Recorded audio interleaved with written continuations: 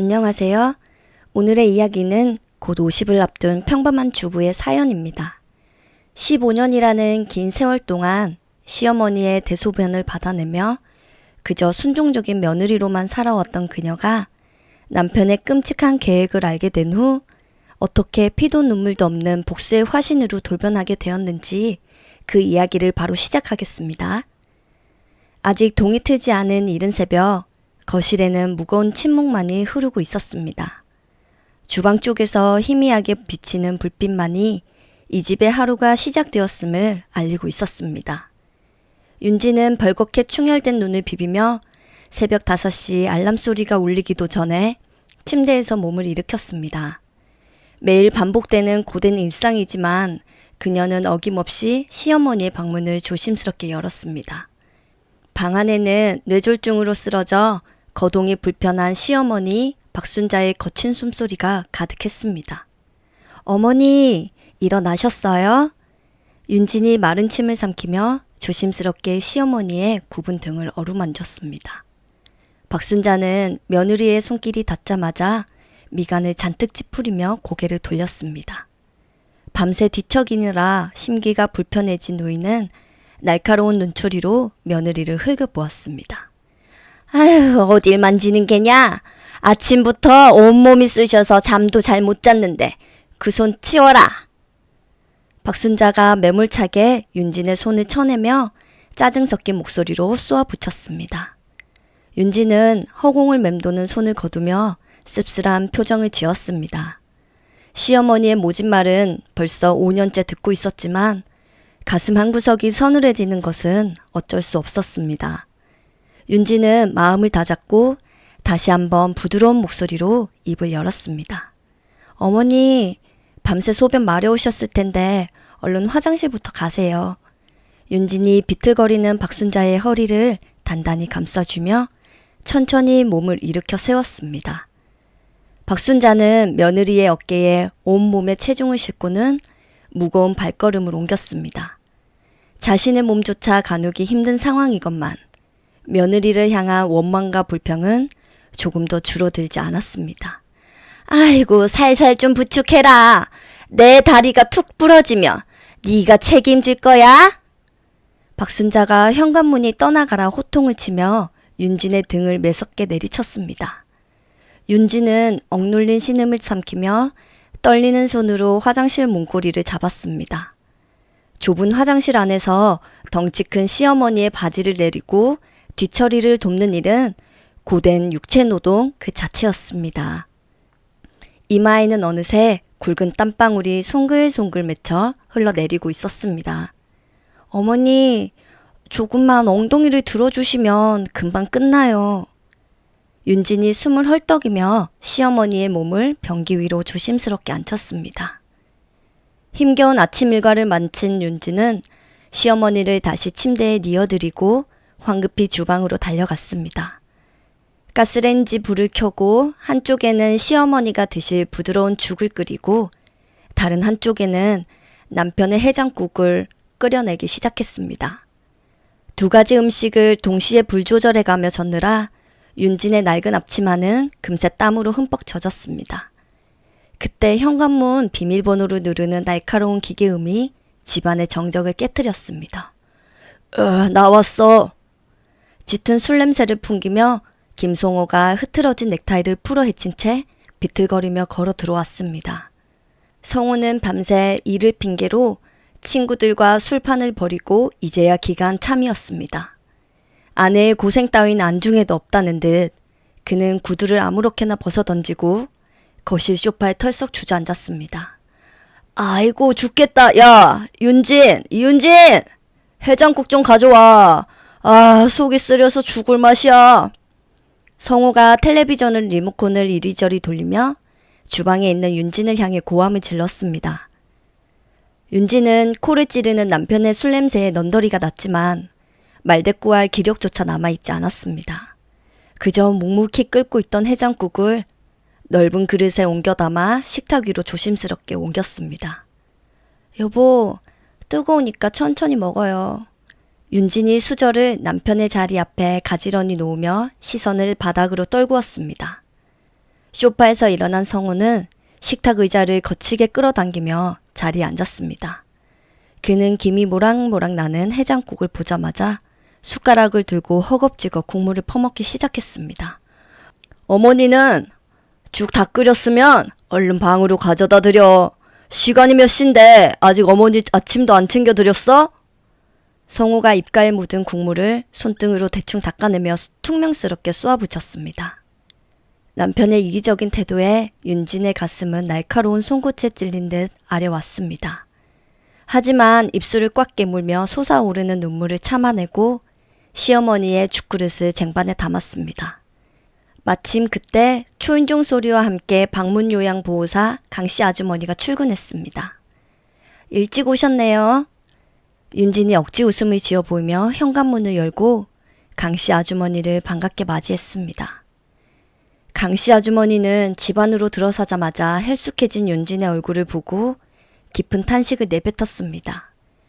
식탁에서 개걸스럽게 밥을 먹고 있는 성우의 뒷모습을 보며 안타까운 감정을 숨기지 못했습니다. 아이고 윤진 엄마, 오늘도 얼굴이 반쪽이 되었구먼. 아유, 바깥 양반은 또 밖에서 겉도는 모양이지? 강씨 아주머니가 윤진의 거칠어진 두 손을 부여잡으며 속삭이듯 말했습니다. 윤진은 대답 대신 고개를 저으며 쓰린 속을 달래야 했습니다. 성우는 거실에 외부인이 들어왔음에도 불구하고 고개 한번 돌리지 않고 밥통에 코를 박은 채 식사에만 집중했습니다. 나 피곤해서 좀 자야 하니까 밖에서 시끄럽게 떠들지 마라. 성우가 빈 밥그릇을 식탁 위에 신경질적으로 밀쳐내며 자리에서 불쑥 일어났습니다. 성우는 강씨 아주머니에게 수고하신다는 인사 한마디 없이 굳게 닫힌 안방문을 열고 쏙 들어가 버렸습니다. 어이없는 남편 행동에 강씨 아주머니는 혀를 차며 고개를 가로저었습니다. 윤지는 묵묵히 식탁으로 다가가 남편이 어질러 놓은 밥풀과 찌꺼기들을 행주로 닦아내기 시작했습니다. 매번 이런 꼴만 보여드려 부끄럽네요. 윤진이 쟁반에 빈 그릇들을 차곡차곡 쌓으며 고개를 푹 숙였습니다. 윤진의 뒷모습은 너무나도 작고 초라해 보였습니다. 15년이라는 긴 세월 동안 남편의 무관심 속에서 그녀가 견뎌야 했던 외로움의 무게가 고스란히 느껴졌습니다. 한편 시어머니의 방에서는 요란한 고함이 터져나오기 시작했습니다. 아이고 진짜 살살 좀 해. 왜 이렇게 투박하게 옷을 갈아입혀서 원. 아이고 며느리는 뭐하고 생판 모르는 남이 와서 시애미의 옷을 벗기는 거야. 박순자가 방으로 돌아온 요양보호사를 향해 베개를 집어던지며 발악을 했습니다. 요양보호사 강씨 아주머니는 날아오는 베개를 피하며 당황한 기색을 감추지 못했습니다. 환복을 도와드리려 했지만 박순자는 타인의 손길을 극도로 혐오하며 온몸으로 거부했습니다. 애미야! 야 이윤진! 아이고 넌 도대체 밖에서 뭘 하길래 이 여편네를 방에 들이는 거야! 박순자가 숨을 헐떡이며 방문 밖으로 들리도록 며느리의 이름을 악에 받쳐 불렀습니다. 주방에서 설거지를 하던 윤지는 고무장갑을 바닥에 내팽개치고 젖은 손을 앞치마에 닦았습니다. 한치의 쉴 틈도 허락하지 않는 시어머니의 부름에 그녀는 쟁걸음으로 방을 향해 달려갔습니다. 방 안은 이미 난장판이 되어 있었고 강씨 아주머니는 어쩔 줄 몰라 하며 서 있었습니다. 아유, 어머님이 너무 예민하셔서 도저히 옷을 갈아입혀드릴 수가 없구먼. 강씨 아주머니가 곤란한 표정으로 뒤로 물러서며 윤진에게 상황을 설명했습니다. 윤진은 죄송하다는 눈빛으로 강씨 아주머니에게 목례를 한 뒤 시어머니의 침대 곁으로 다가갔습니다. 시어머니는 며느리의 얼굴을 보자마자 언제 그랬냐는 듯 흥분을 가라앉히고 거친 숨을 골랐습니다. 어머니, 제가 해드릴 테니 진정하세요. 윤진이 따뜻한 물수건을 가져와 박순자의 목과 얼굴 주변에 흐른 식은땀을 정성스럽게 닦아내기 시작했습니다. 오직 며느리만이 자신의 수발을 들어야 한다는 시어머니의 지독한 고집은 윤진의 숨통을 조여왔습니다. 하지만 윤진은 불평 한마디 없이 묵묵히 시어머니의 굽은 관자를 주무르고 더러워진 옷을 갈아입혔습니다. 매일 아침 반복되는 이 숨막히는 전쟁 속에서 윤지는 자신이라는 존재를 점점 잃어가고 있었습니다. 오후 햇살이 베란다 창문을 넘어 거실 바닥에 길게 그림자를 드리웠습니다. 고단한 일과를 마친 윤진이 소파에 기대어 잠시 눈을 붙이려던 찰나였습니다.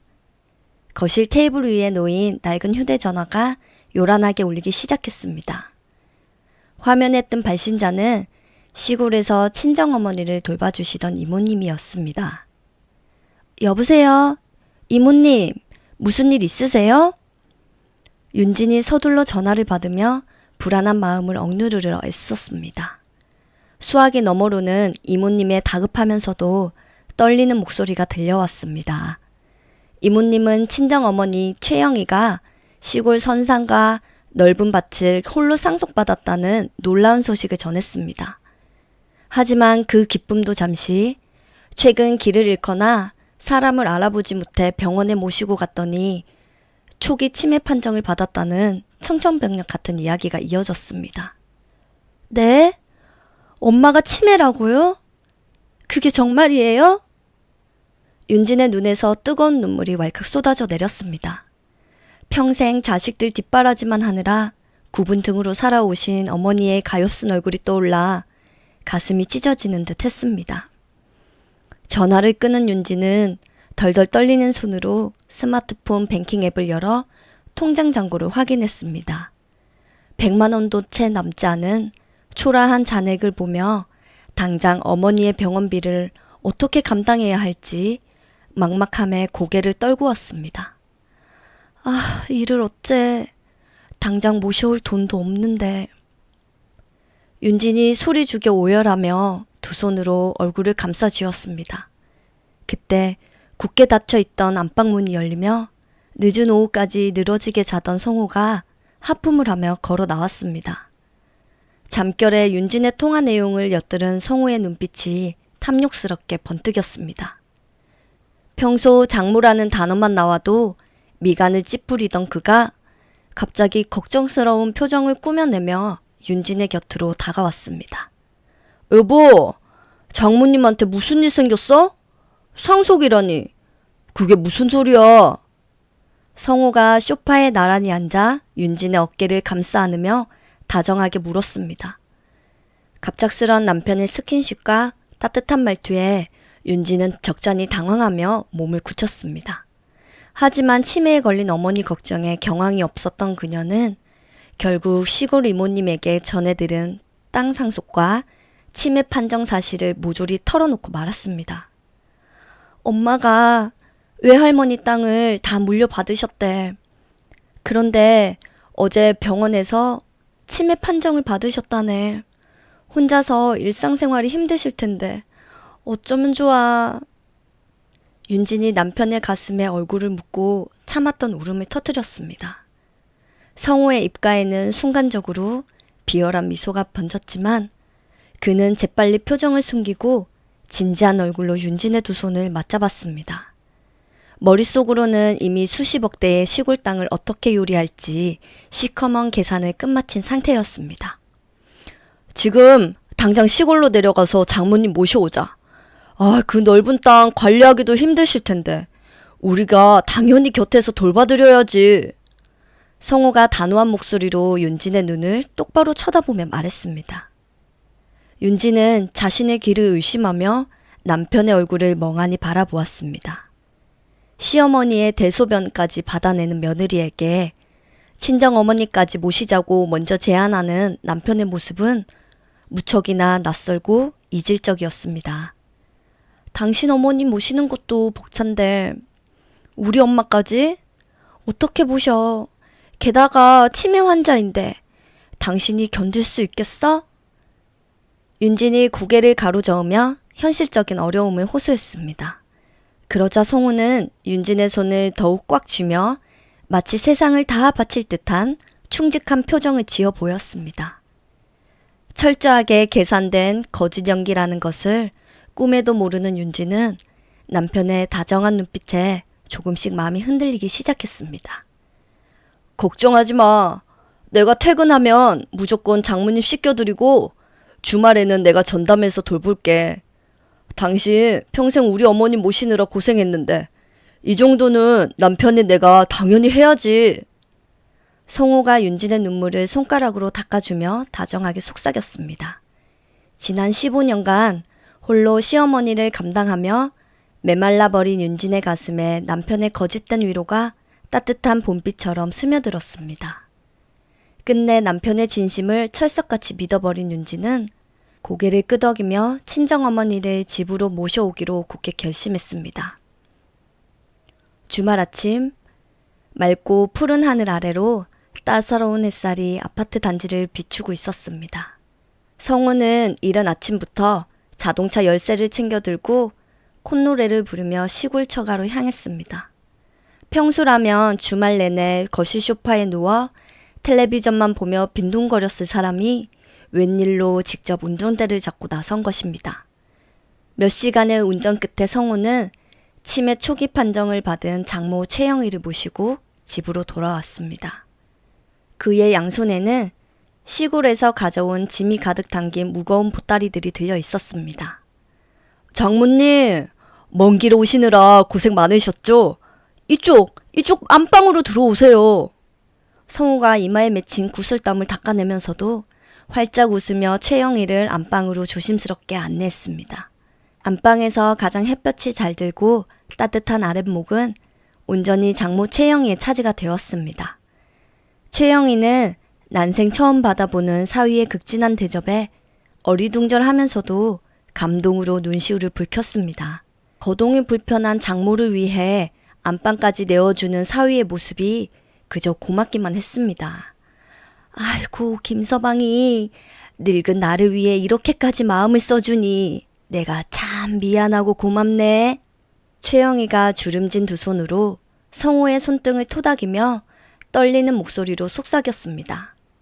성호는 장모의 두 손을 굳게 마주 잡으며 든든한 아들처럼 굴었습니다. 그날 이후 성호의 태도는 윤진이 알던 과거의 남편이 맞나 싶을 정도로 완전히 달라졌습니다. 매일 저녁 퇴근길마다 그의 손에는 장모님이 평소 즐겨 드시던 달콤한 단팥빵과 신선한 제철 과일이 가득 들려 있었습니다. 현관문을 열고 들어올 때마다 그는 넥타이도 풀지 않은 채 가장 먼저 장모의 안부부터 살뜰히 챙겼습니다. 장모님, 사위 왔어요. 오늘 하루도 밥 잘 챙겨 드시고 별일 없이 잘 지내셨어요? 성호가 윤기가 흐르는 과일 바구니를 거실 식탁 위에 올려놓으며 넉살 좋게 웃었습니다. 자신의 방에서 그 소리를 고스란히 듣고 있던 시어머니 박순자의 얼굴은 보기 흉하게 일그러졌습니다. 평소 자신에게는 눈길 한번 제대로 주지 않던 아들이 치매 걸린 사돈어른에게만 지극정성을 쏟자 지독한 질투심이 폭발한 것이었습니다. 박순자는 휠체어 바퀴를 거치게 굴려 거실로 나와 신경질적으로 바닥을 쿵쿵 내리쳤습니다. 아이고, 아주 사돈어른만 사람이냐? 네 어미는 하루 종일 방구석에 갇혀서 썩어가고 있는데 과일 한쪽을 안 깎아주는구나. 박순자가 핏대를 바짝 세우며 아들을 향해 섭섭한 마음을 과감없이 쏟아냈습니다. 하지만 성호는 어머니의 뾰족한 투정에는 아랑곳하지 않고 오직 장모의 비위를 맞추는 데만 혈안이 되어 있었습니다. 그는 식칼을 가져와 사과를 정성껏 깎으며 어머니에게 시전조차 주지 않았습니다. 어머니는 윤진이가 매일 지극정성으로 잘 챙겨주잖아. 장모님은 지금 아프시니까 당연히 내가 더 신경 써야지.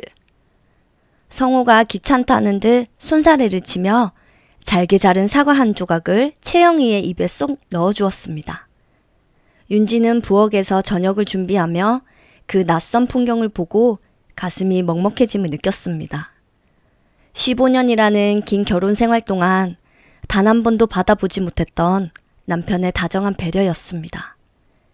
지난 세월 홀로 병든 시어머니를 감당하며 겹겹이 쌓였던 원망과 서운함이 봄눈 녹듯 부드럽게 사라지는 것 같았습니다. 윤지는 과일을 오물거리며 어린아이처럼 환하게 웃는 친정어머니를 보며 조용히 눈가를 훔쳤습니다.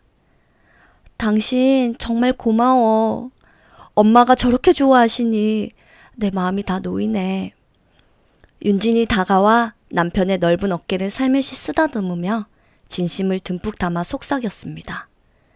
성우는 아내의 손을 포개어 잡으며 세상에서 가장 선량한 남편의 미소를 지어 보였습니다. 화창한 주말 오후가 되자 성우는 베란다 구석에 있던 휠체어를 닦아 거실로 꺼내 들었습니다. 그는 최영희의 겉옷을 직접 챙겨 입히고 휠체어에 태운 뒤 집 근처 호수공원으로 느긋한 산책을 나갔습니다. 따뜻한 봄바람이 살랑거리는 공원 산책로를 따라 성우는 가벼운 콧노래를 부르며 휠체어를 밀었습니다. 우리 엄마가 당신 덕분에 요즘 밥도 잘 드시고 얼굴이 아주 환해졌어. 윤진이 가벼운 발걸음으로 남편의 옆에 바짝 붙어 걸으며 더없이 행복한 미소를 지었습니다. 남편의 어깨에 기대어 걷는 윤진의 발걸음은 구름 위를 걷는 것처럼 가벼웠습니다. 평범한 다른 가정들처럼 자신도 마침내 남편의 사랑을 받으며 완벽한 가정을 꾸렸다는 깊은 착각의 늪에 빠져버렸던 것이었습니다. 당연하지. 장모님 건강은 이제 내가 무조건 책임질 테니까 당신은 아무 걱정하지 마. 성호가 장모의 좁은 어깨를 다독이며 호탕한 목소리로 자신있게 대답했습니다. 하지만 겉으로 보이는 다정하고 헌신적인 모습 이면에는 끔찍하고 시커먼 속내가 구렁이처럼 꿈틀거리고 있었습니다. 성호는 산책하는 내내 윤진이 보지 않는 틈을 타 장모 최영희에게 시시콜콜한 질문을 던지며 상태를 예리하게 살폈습니다. 오늘이 며칠인지, 지금 우리가 어디를 걷고 있는지 끊임없이 질문하며 장모의 치매 증상이 얼마나 심각한지 치밀하게 관찰했던 것이었습니다. 최영희가 기억을 잃고 엉뚱한 동문서답을 할 때마다 성호의 차가운 입꼬리는 남몰래 통쾌하게 올라갔습니다. 며칠 뒤 평화로운 오후의 햇살이 아파트 거실을 따스하게 비추고 있었습니다. 윤진이 저녁 창거리를 사기 위해 시장으로 장을 보러 나간 사이 집안에는 고요한 정막만이 감돌았습니다. 성호는 거실 소파에서 일어나 주위를 한번 살핀 뒤 은밀한 발걸음으로 장모가 있는 안방으로 들어갔습니다. 안방 아랫목에 앉아있던 장모 최영희는 문이 열리자 초점 잃은 눈동자로 성호를 빤히 올려다 보았습니다. 그녀는 방금 전 윤진이 차려준 점심을 든든하게 먹었음에도 불구하고 치매 증상으로 인해 허기를 호소했습니다. 아이고 김서방, 나 배가 고픈데 점심밥은 언제 주는 겐가? 채영이가 야윈 배를 쓰다듬으며 어린아이처럼 칭얼거렸습니다. 성우는 장모의 완전히 흐려진 기억력을 확인하고는 마침내 완벽한 기회가 왔음을 직감했습니다. 그는 입가에 번지는 비열한 미소를 숨기며 미리 준비해둔 서류 가방에서 명의 이전 서류들을 꺼내 들었습니다. 장모님, 이거 나라에서 치매 어른들한테 나오는 특별지원금 신청하는 거니까 도장만 꾹 찍어주시면 맛있는 소고기 사드릴게요. 성호가 장모의 시야에 붉은 인주와 도장을 들이밀며 달콤한 거짓말로 구슬렸습니다. 최영희는 눈앞의 사위가 자신의 전 재산을 가로채려는 악마라는 사실은 꿈에도 모른 채 환하게 웃어 보였습니다. 그녀는 맛있는 고기를 사주겠다는 뱀 같은 사위의 말에 철석같이 속아 넘어가 인주를 듬뿍 묻힌 도장을 서류 쪽으로 가져갔습니다. 아이고, 우리 착한 사위가 하라는 대로 해야지. 아이고, 내가 여기 빈칸에 여기 도장을 찍으면 되는가? 최영희가 주름진 손으로 도장을 꽉 쥐고 서류를 향해 천천히 손을 뻗었습니다. 도장이 종이에 닿기 직전 현관문에서 비밀번호를 누르는 날카로운 기계음이 크게 울려 퍼졌습니다. 시장에 갔던 윤진이 깜빡하고 지갑을 챙기지 않아 예정보다 훨씬 일찍 집으로 돌아온 것이었습니다. 성우는 소스라치게 놀라며 장모의 손에서 재빨리 도장을 낚아채고 서류를 등 뒤로 휙 감추었습니다. 여보, 나 식탁 위에 지갑을 놓고 가서 다시 들어왔어. 윤진이 현관에서 신발을 벗으며 안방을 향해 낭랑한 목소리로 외쳤습니다. 윤진은 열린 안방 문으로 들어오다 어정쩡하게 서 있는 남편과 당황한 장모의 모습을 보며 고개를 갸웃거렸습니다. 방 안을 가득 채운 묘하고 서늘한 긴장감에 윤진의 얼굴에는 의아한 기색이 역력했습니다. 안방에서 두 사람 지금 뭐하고 있었어? 엄마 표정이 왜 이렇게 놀라셨어? 윤진이 미간을 잔뜩 찌푸리며 성우에 감춰진 등 뒤로 날카로운 시선을 던졌습니다. 아무것도 아니야. 장모님 손톱이 많이 길었길래 내가 깎아드리려고 손톱 깎기 찾고 있었어. 성우가 등 뒤로 서류를 꽉 쥔 채 이마에 흐르는 식은땀을 닦아내며 어색하게 둘러댔습니다. 성우는 아내의 의심스러운 시선을 피하기 위해 쫓기듯 안방을 빠져나와 자신의 방으로 헐레벌떡 숨어버렸습니다. 윤지는 도망치는 남편의 수상한 뒷모습을 바라보며 말로 설명하기 힘든 위화감을 느꼈습니다.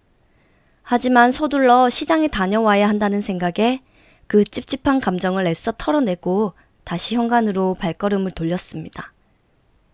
깊은 밤 창밖으로 을씨년스러운 바람이 불며 아파트 베란다 창문을 거칠게 흔들고 있었습니다. 모두가 깊은 잠에 빠진 고요한 집안에는 벽시계의 초침 소리만이 유독 크게 울리고 있었습니다.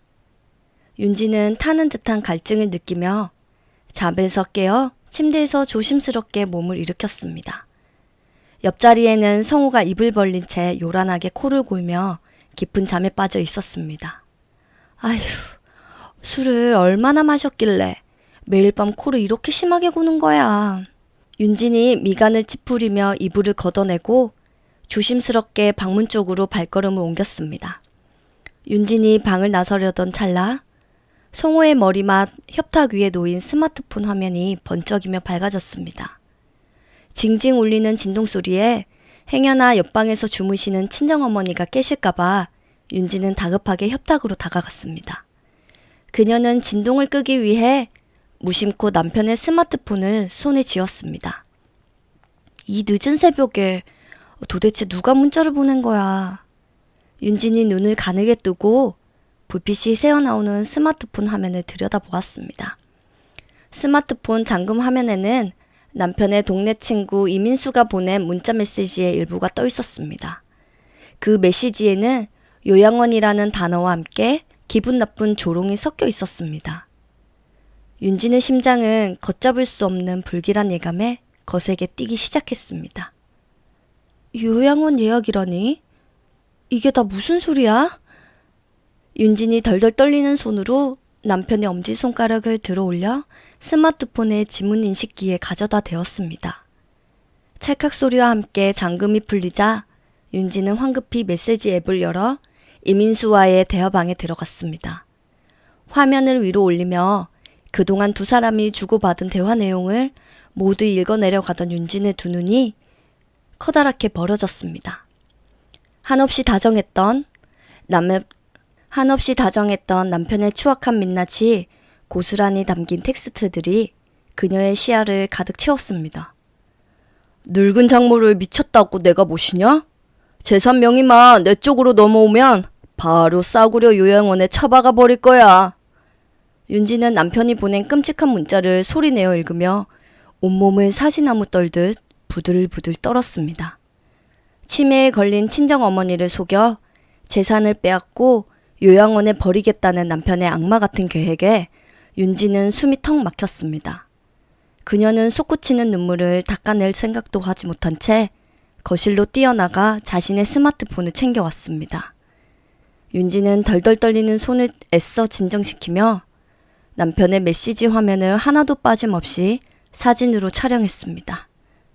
김성호, 네가 감히 우리 엄마를 건드려? 내가 널 절대 가만두지 않을 거야. 윤진이 입술을 피가 나도록 꽉 깨물며 차가운 눈빛으로 골아떨어진 남편을 노려보았습니다. 완벽한 증거를 확보한 윤진은 거기서 멈추지 않고 옷장 구석에 숨겨져 있던 남편의 검은 서류 가방을 꺼냈습니다. 가방을 열자 악덕 부동산 업자와 모의했던 명의이전 서류와 인감증명서 위임장이 무더기로 쏟아져 나왔습니다.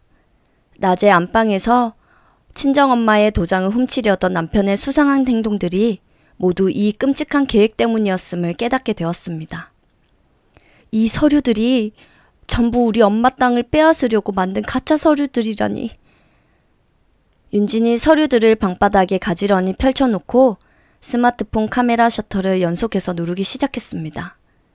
모든 서류의 사진을 찍은 윤진은 다시 서류들을 가방 안에 원래대로 집어넣고 협탁 위에 남편의 스마트폰을 조심스레 올려두었습니다. 지난 15년간 시어머니의 병수발을 들며 헌신했던 자신의 삶이 산산조각 나는 순간이었습니다.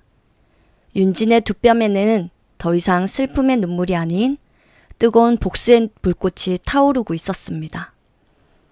다음 날 아침 창밖으로 밝은 햇살이 쏟아지며 평소와 다름없는 하루가 시작되었습니다. 거실에는 윤진이 정성껏 차려놓은 아침 식사가 가지런히 놓여 있었습니다. 성우는 거울 앞에서 넥타이를 고쳐매며 거실 소파에 앉아있는 윤진과 채영이를 향해 다정하게 웃어 보였습니다. 그의 번지르르한 얼굴에는 어젯밤의 끔찍한 음모를 철저히 숨긴 완벽한 거짓 가면이 씌워져 있었습니다. 장모님, 사위 다녀오겠습니다. 여보, 오늘 하루도 우리 장모님 잘 모시고 있어? 성우가 사람 좋은 넉살을 부리며 현관문을 나섰습니다. 현관문이 닫히고 도어락이 잠기는 소리가 들리자마자 윤지는 베란다 창가로 재빨리 달려갔습니다. 그녀는 유리창 너머로 남편의 차가 아파트 주차장을 완전히 빠져나가 도로로 사라지는 것을 두 눈으로 똑똑히 확인했습니다. 밤새 배신감에 떨며 눈물을 흘렸던 그녀의 눈빛은 이제 차갑고 날카로운 얼음장처럼 변해 있었습니다. 당신이 파놓은 무덤에 누가 먼저 들어가는지 똑똑히 보여줄게. 윤진이 입술을 피가 나도록 꽉 깨물며 서늘하게 중얼거렸습니다. 그녀는 곧바로 자신의 스마트폰을 꺼내 들어 어젯밤 남편의 휴대전화 화면에서 보았던 번호를 꾹꾹 눌렀습니다. 그곳은 남편이 친정어머니의 재산을 가로채고 버리려 했던 도심 외곽의 가장 열악하고 비위생적인 요양원이었습니다. 신호음이 몇 번 울리기도 전에 무심한 목소리의 요양원 원장이 전화를 받았습니다. 당장 오늘 입소할 자리가 있나요? 최대한 빨리 모시고 가고 싶은데요. 윤진이 감정의 동요를 전혀 드러내지 않은 채 차분하고 단호한 목소리로 입소 절차를 물었습니다. 수화기 너머로 시설이 워낙 외져서 자리는 항상 널널하니 당장 모시고 와도 된다는 원장의 확답이 들려왔습니다. 통화를 마친 윤진은 휴대전화를 주머니에 찔러놓고 곧장 시어머니 박순자의 방으로 거침없이 발걸음을 옮겼습니다. 방 안에는 침대에 비스듬히 누워 텔레비전을 보며 낄낄거리는 박순자의 모습이 보였습니다. 아휴, 아침부터 뭐 하느라 왔다 갔다 하는 거야. TV 보는데 정신없다. 과일이나 좀 깎아와봐라. 박순자가 며느리의 기척을 느끼고는 텔레비전 화면에 시선을 고정한 채 신경질적으로 명령했습니다. 윤지는 시어머니의 뻔뻔한 호통에 눈길 한번 주지 않고 곧바로 방구석에 있는 낡은 옷장 문을 활짝 열어 젖혔습니다. 그녀는 구석에 처박혀 먼지가 쌓인 커다란 여행 가방을 꺼내 바닥에 펼쳤습니다. 그리고 시어머니의 옷 중에서 가장 낡고 해진 볼품없는 옷가지들만 골라 가방 안으로 마구잡이로 쑤셔넣기 시작했습니다. 애미야, 너 정신이 어떻게 됐니? 멀쩡한 내 옷들을 왜 가방에 쓸어 담고 난리야? 평소와 다른 며느리의 거친 행동에 놀란 박순자가 상체를 힘겹게 일으키며 날카로운 목소리로 호통을 쳤습니다. 하지만 윤지는 시어머니의 악다구니를 철저하게 무시한 채 짐을 싸는 손길을 조금도 멈추지 않았습니다. 그녀는 짐가방의 지퍼를 거치게 닫아버리고는 침대 곁으로 다가갔습니다. 윤지는 박순자의 앙상한 어깨를 꽉 움켜쥐고 단숨에 끌어내려 강제로 휠체어에 주저앉혀 버렸습니다. 며느리가 짐을 싸면 잠자코 계셔야지. 어딜 소리 지르세요. 얌전히 계세요. 윤진이 휠체어 손잡이를 꽉 쥐며 시어머니의 귓가에 낮고 서늘한 목소리로 속삭였습니다. 15년 동안 단 한 번도 본 적 없는 며느리의 도끼 어린 눈빛과 억새님에 압도된 박순자는 꿀먹은 벙어리처럼 입만 뻥긋거릴 뿐이었습니다. 윤지는 휠체어에서 떨어지려 발버둥치는 시어머니에게 두꺼운 외투를 억지로 입히고 단단히 결박하듯 지퍼를 목 끝까지 올려버렸습니다. 그녀는 덜덜 떠는 시어머니를 휠체어에 태운 채 매몰차게 거실을 가로질러 현관 밖으로 거칠게 밀고 나갔습니다. 아유, 이게 무슨 짓이니? 아유, 내 아들한테 당장 전화해라. 내 아들!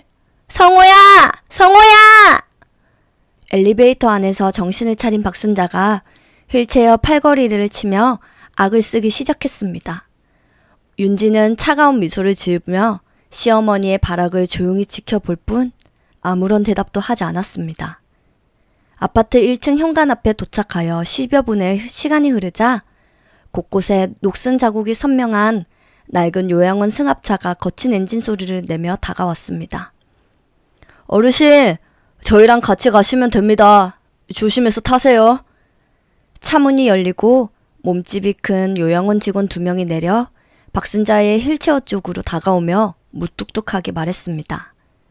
박순자는 그제서야 자신이 낯선 곳으로 끌려간다는 사실을 직감하고 하얗게 질린 얼굴로 비명을 질렀습니다. 요양원 직원들은 이런 상황에 익숙하다는 듯 반항하는 박순자의 양팔을 능숙하게 제압하고 강제로 승합차 안으로 밀어 넣었습니다. 아이고, 사람 살려! 내가 왜 거기를 끌려가! 우리 아들이 알면 너 가만두지 않을 거야! 야, 윤진아! 애미야! 승합차 안으로 끌려 들어간 박순자가 차창을 두드리며 짐승처럼 울부짖었습니다. 윤지는 조수석에 올라타는 직원에게 박순자의 낡은 짐가방을 바닥에 던지듯 내팽겨 주었습니다. 쾅 하는 파열음과 함께 승합차의 문이 굳게 닫히고 시어머니의 애끓는 절규는 두꺼운 차창 너머로 뭉개져 더 이상 들리지 않았습니다. 검은 매연을 뿜으며 멀어져가는 낡은 요양원 승합차를 바라보는 윤진의 입가에는 통쾌한 미소가 번졌습니다. 그녀는 조용히 몸을 돌려 아파트 현관을 향해 묵묵히 걸어 들어갔습니다. 시어머니를 태운 승합차가 시야에서 완전히 사라지자 윤지는 홀가분한 발걸음으로 집으로 돌아왔습니다. 현관문을 열고 들어선 집안은 그 어느 때보다 평화롭고 고요했습니다. 그녀는 지체 없이 안방으로 들어가 커다란 이민 가방 2개를 거실 바닥에 활짝 펼쳤습니다. 그리고 자신과 친정어머니 채영이가 평소 입던 옷가지들과 꼭 필요한 생필품들만 빠르게 가방 안으로 챙겨넣기 시작했습니다. 기사님, 저 아까 예약했던 사람인데 지금 출발하셨나요? 윤진이 휴대전화를 어깨와 귀 사이에 끼운 채 바쁘게 짐을 싸며 용달차 기사에게 전화를 걸었습니다. 수화기 너머로 지금 아파트 단지 입구에 도착했다는 기사의 씩씩한 목소리가 들려왔습니다. 윤지는 알았다고 대답한 뒤 전화를 끊고 마지막 짐가방에 지퍼를 굳게 잠갔습니다. 영문도 모르는 채영이는 윤진이 미리 입혀둔 두꺼운 외투를 입고 거실 소파에 다소곳이 앉아 딸의 행동을 지켜보았습니다. 윤진아, 지금 우리 어디 멀리 가는 거야? 채영이가 불안한 눈빛으로 딸의 바쁜 뒷모습을 바라보며 조심스럽게 물었습니다.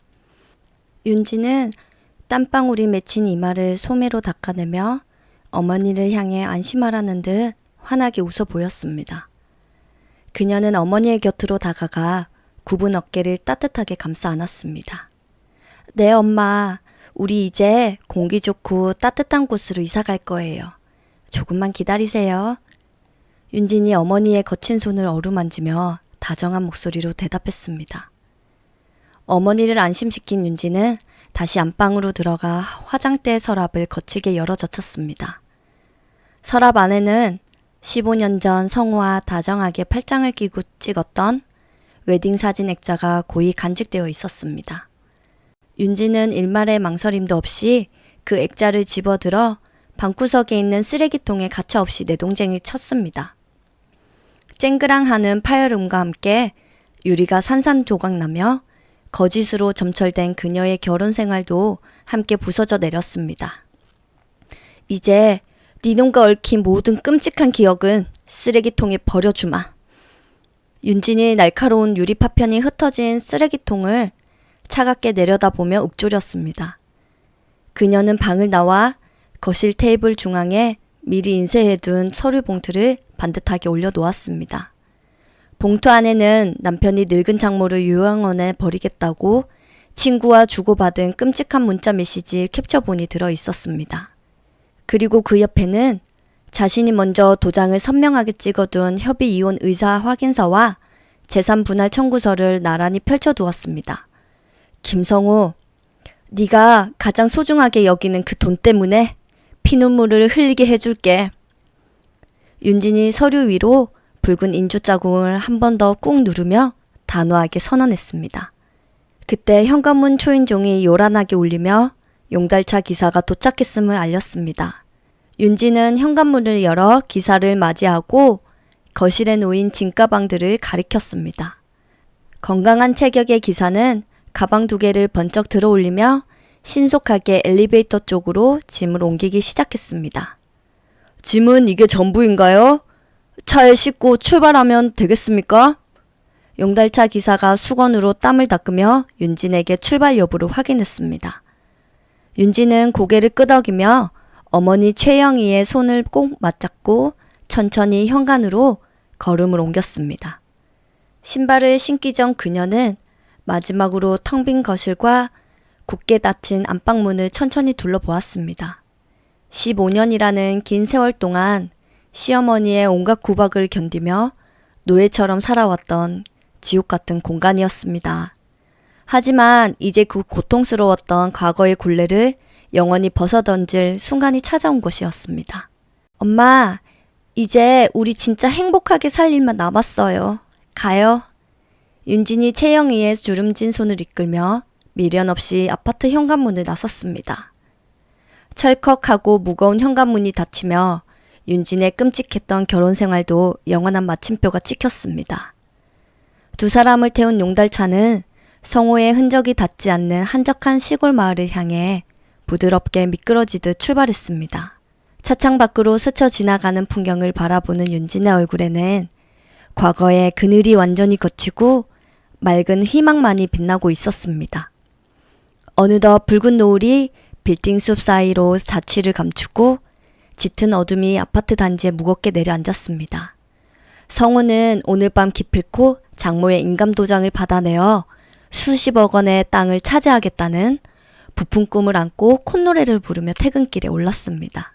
그는 엘리베이터 거울을 보며 헝클어진 머리를 단정하게 매만지고 입가에 억지의 미소를 지으며 완벽한 효자사위의 연기를 준비했습니다.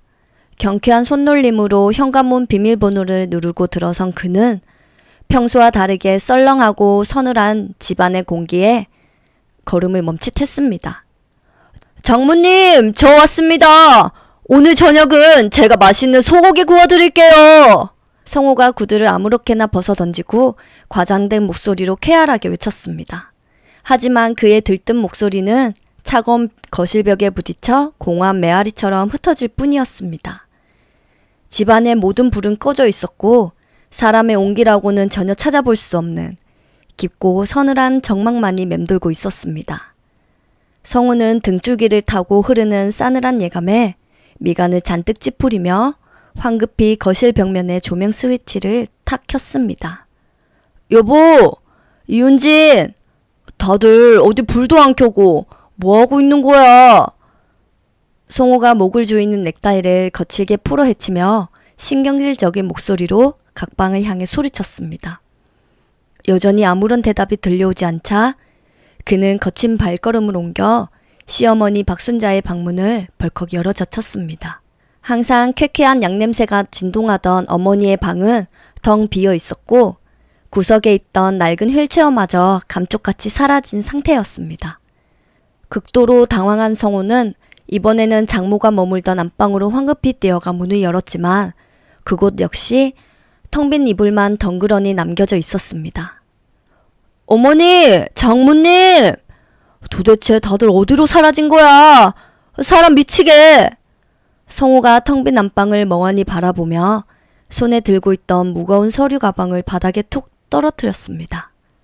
가쁜 숨을 헐떡이며 거실로 돌아 나온 성호의 불안한 시선이 거실 테이블 중앙에 가지런히 놓인 하얀 봉투와 종이 뭉치에 닿았습니다.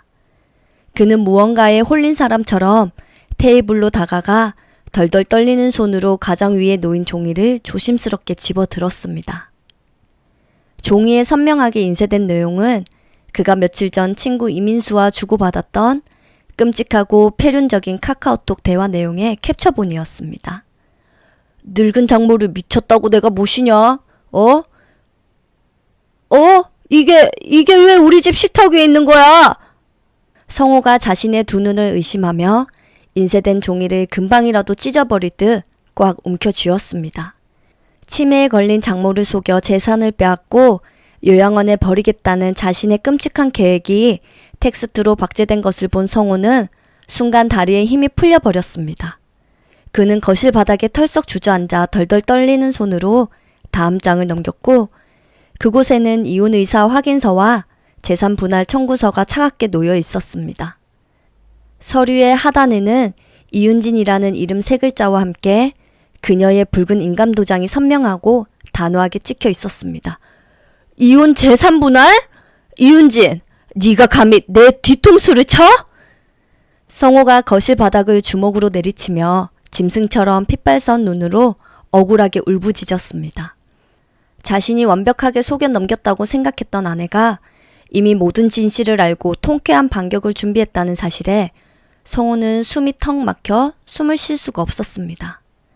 그의 머릿속은 수십억 원의 재산이 눈앞에서 날아갔다는 끔찍한 절망감과 아내에게 철저히 버림받았다는 비참함으로 하얗게 타들어갔습니다.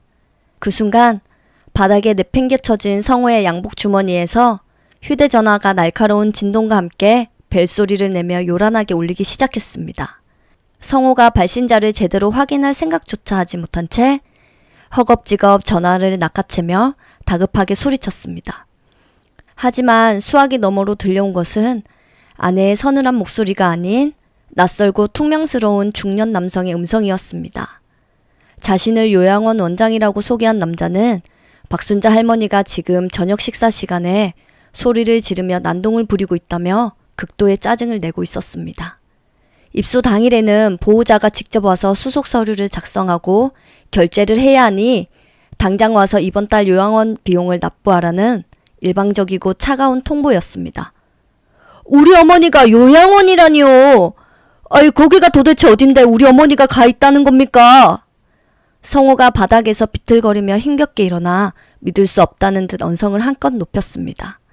요양원 원장이 퉁명스럽게 불러주는 주소는 다름 아닌 그가 늙은 장모를 가둬버리려고 점 찍어 두었던 도심 일각의 그 악명 높은 싸구려 요양원이었습니다. 가장 저렴한 시설에 곰팡이가 가득했던 그 지옥 같은 감옥에 장모가 아닌 거동이 불편한 자신의 친어머니가 갇혀 있다는 사실에 성호는 경악을 금치 못했습니다.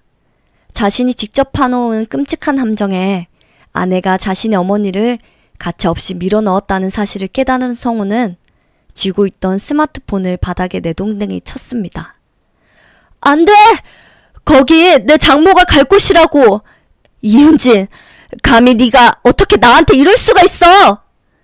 성호가 산산조각난 스마트폰과 바닥에 흩어진 이혼 서류들을 부여잡고 짐승처럼 처절한 비명을 질렀습니다.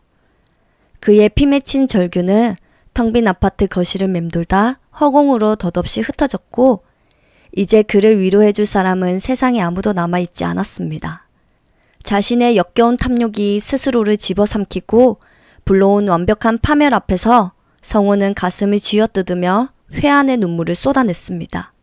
하지만 이미 돌이킬 수 없는 강을 건너버린 그의 곁에는 숨막히는 차가운 어둠과 평생 갚아야 할 어머니의 요양원비라는 끔찍한 빚더미만이 기다리고 있었습니다. 성호는 거실 바닥에 짐승처럼 엎드린 채 밤이 새도록 오열하며 자신이 저지른 죗값의 무서운 무게를 뼈저리게 체감해야 했습니다. 그로부터 매서운 겨울이 지나고 따스한 봄바람이 불어올 때까지 몇 달의 시간이 흘렀습니다. 성호의 삶은 그가 장모를 상대로 저지르려 했던 제약의 크기만큼이나 철저하고 비참하게 무너져 내리고 있었습니다. 그는 매달 눈덩이처럼 불어나는 어머니의 요양원비와 윤진에게 지급해야 할 막대한 위자료를 감당하지 못해 심각한 빚더미에 앉았습니다. 결국 이자가 비싼 사채까지 끌어다 쓴 그는 하루가 멀다 하고 직장까지 찾아오는 빚쟁이들을 피해 도망다니며 신용불량자 신세로 전락하고 말았습니다. 지푸라기라도 잡는 심정으로 성호는 동네에서 가장 유명하다는 이혼 전문 변호사의 사무실을 찾아갔습니다. 변호사님, 제발 이혼 무효 소송 좀 진행해 주십시오. 제 아내가 불쌍한 어머니를 요양원에 버리고 재산을 다 빼돌려 도망갔단 말입니다.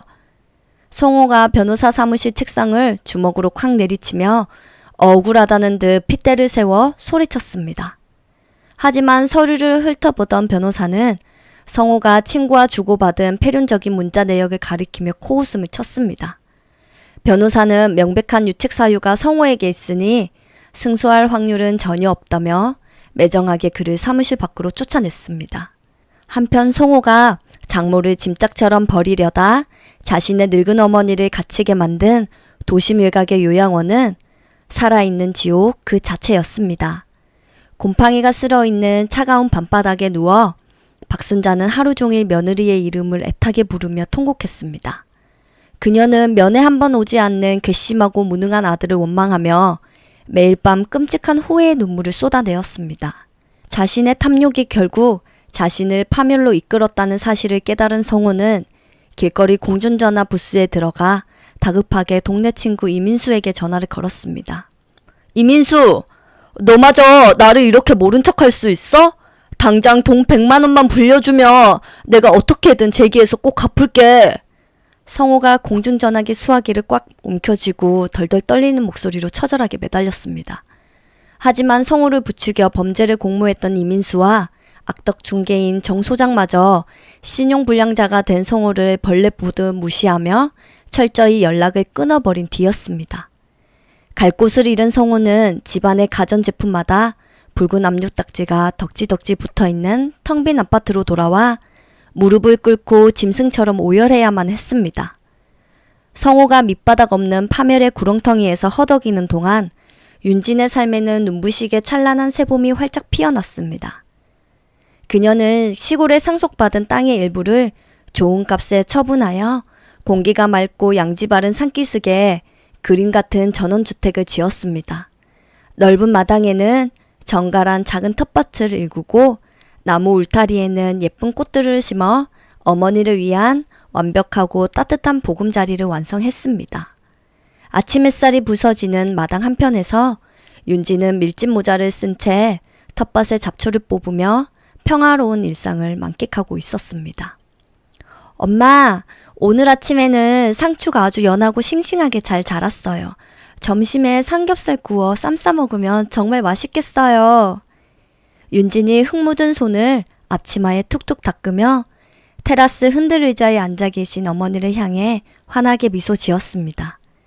맑고 깨끗한 공기와 딸의 지극한 보살핌 덕분에 최영희의 치매 증상은 거짓말처럼 진행을 멈추었습니다. 잃어버렸던 생기와 따뜻한 웃음을 되찾은 그녀의 얼굴에는 그 어느 때보다 깊고 평온한 안도감이 자리 잡고 있었습니다. 최영희는 딸이 갓 내려준 향긋한 커피잔을 두 손으로 감싸주며 마당의 꽃들을 부드러운 눈길로 쓰다듬었습니다. 우리 착한 딸이 곁에 있으니 이곳이 천국이 따로 없구나. 15년 동안 그 모진 시집살이를 견디게 해서 애미가 참 미안했다. 채영이가 다가온 딸의 거칠어진 두 손을 따뜻하게 어루만지며 눈가에 맺힌 감동의 눈물을 조용히 훔쳤습니다. 윤지는 어머니의 품에 편안하게 기대어 지난 15년간 쌓았던 마음의 상처가 눅눅들 완전히 아물어가는 것을 느꼈습니다. 남편의 탐욕이 만들어낸 끔찍한 위기를 통쾌한 역습으로 바꾸어낸 그녀의 과감한 결단이 마침내 진정한 자유와 행복을 불러온 것입니다. 늙고 병든 시어머니의 족쇄와 악마 같은 남편의 끔찍한 그림자는 이제 그녀의 눈부신 삶에서 영원히 흔적도 없이 사라졌습니다. 이제 내 인생에서 남자는 엄마 곁을 든든하게 지켜주는 우리 집 진돗개에 복실이 하나면 충분해요. 우리 둘이서 평생 이렇게 웃으면서 살아요. 윤진이 꼬리를 세차게 흔들며 달려오는 강아지를 품에 안고 세상에서 가장 눈부신 미소를 지어 보였습니다. 두 모녀가 따뜻한 봄 햇살 아래서 다정하게 마주보며 웃음꽃을 피우는 그 아름다운 풍경 위로 윤진의 새로운 인생이 찬란하게 빛나고 있었습니다. 자, 여러분, 오늘 사연 어떻게 들으셨나요? 사연자님의 과감하고 통쾌한 결말에 대한 여러분의 생각과 따뜻한 응원을 댓글로 자유롭게 남겨주세요. 끝까지 시청해 주셔서 감사합니다. 오늘 사연이 마음에 드셨다면 구독과 좋아요, 알림 설정 부탁드리며 늘 건강하시고 웃음 가득한 하루 보내시길 바라겠습니다. 감사합니다.